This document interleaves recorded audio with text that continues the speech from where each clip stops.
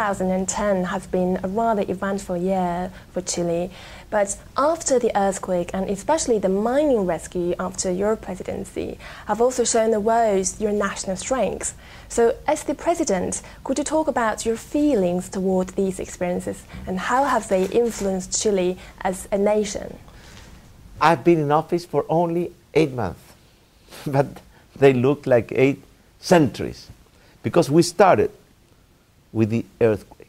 The earthquake happened 10 days before I took office, and it was one of the 5 worst and most devastating earthquakes in the known history of humankind. We lost in 30 seconds 1 out of 3 schools, 1 out of 3 hospitals, bridges, ports, airports, and a lot of infrastructure. But we didn't give up, and we stood up and started the reconstruction immediately. That very first day we started to reconstruct our country. And now we are very advanced in the reconstruction process, and the Chilean economy is growing very fast, and we are creating jobs, so we are very enthusiastic about what we're doing. But it was not only a dramatic year because of the earthquake, it was also a historic year because in September we celebrated our first 200 years of independence, our bicentennial.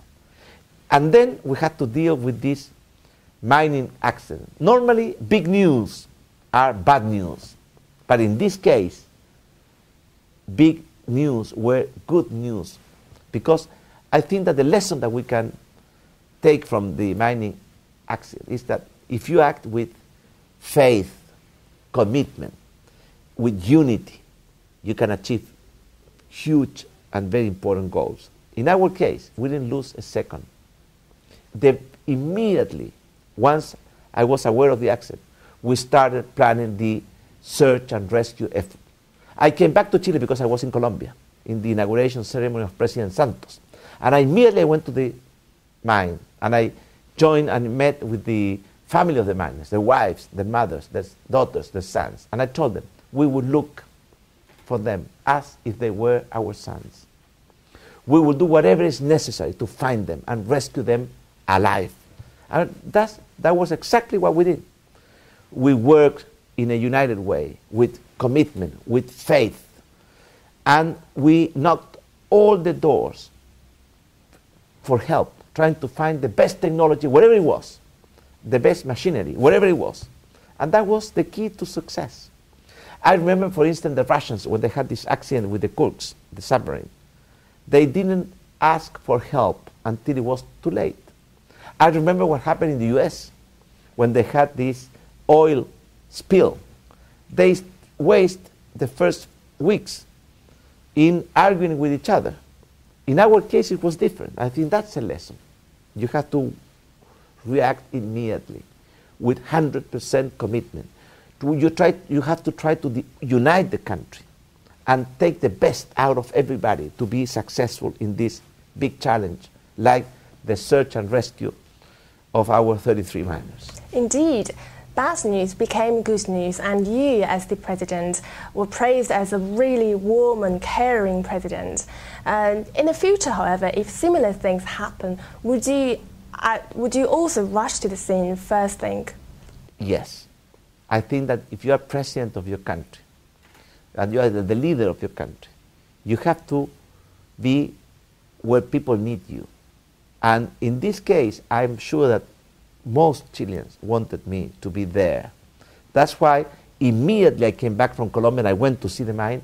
And the day we were rescuing them, I spent almost 36 hours hosting, hugging, and cheering each and every miner as they were coming back to life from the deep of the mountains to the surface, to the family, to a new life.